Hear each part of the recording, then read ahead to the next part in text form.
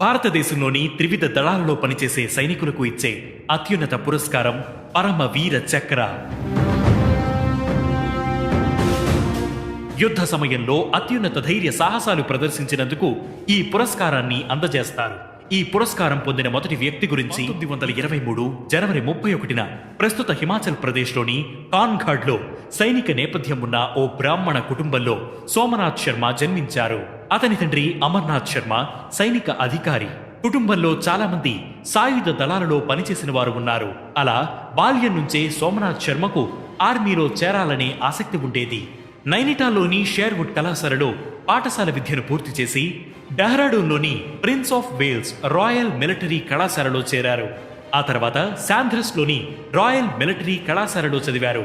ఇక 1942లో 19వ హైదరాబాద్ రెజిమెంట్లోని 8వ బెటాలియన్లో British Indian సైనిక దళంలో నియమితులయ్యారు. రెండో ప్రపంచ యుద్ధ సమయంలో కర్నల్ తిమ్మయ్య ఆధ్వర్యంలో పనిచేశారు. ఆ తర్వాత అరకన్ క్యాంపైన్ యుద్ధ సమయంలో శర్మ తన పోరాట పటిమను చూపించారు.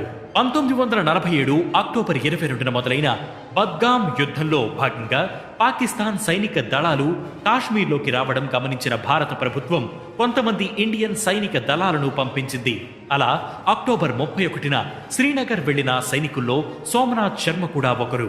శ్రీనగర్ విమానాశ్రయ రక్షణలో మేజర్ సోమనాథ్ శర్మ తన కంపెనీకి నాయకత్వం వహించారు. అక్కడ దాదాపు 500 మంది శత్రువుల దాడిని ధైర్యంగా ఎదుర్కొన్నారు. ఓవైపు భారీ ప్రాణ నష్టం, మరోవైపు శర్మ కూడా గాయపడ్డారు. అయినప్పటికీ ఆయన ఎక్కడా వెనక్కి తగ్గలేదు. తన కంపెనీని మరింత ప్రోత్సహించడానికి శత్రువుల కాల్పులకు ఎదురెళ్లి నిల్చున్నారు. తన చేతికి తీవ్ర గాయమైనప్పటికీ శత్రువులకు వెన్నుచూపలేదు. కానీ చివరికి ఒక బుల్లెట్ అతని ప్రాణాలు తీసింది. అయితే ఆయన ఆఖరి సందేశం శర్మ ధైర్య సాహసాలను ప్రతిబింబించింది. శత్రువు మనకు 50 గజాల దూరంలో ఉన్నాడు. మన సంఖ్య చాలా తక్కువగా ఉంది. చుట్టూ కాల్పులు జరుగుతున్నాయి. అయినా నేను ఒక్క అంగుళం కూడా వెనక్కి వెళ్ళను. చివరి నిమిషం వరకు పోరాడతానని ఆయన అన్నారు. సోమనాథ్ శర్మ నింపిన పోరాట స్ఫూర్తిగా అతని కంపెనీ 6 గంటల పాటు ఇతర బలగాలు వచ్చి శత్రువులను మట్టుపెట్టే వరకు పోరాడింది.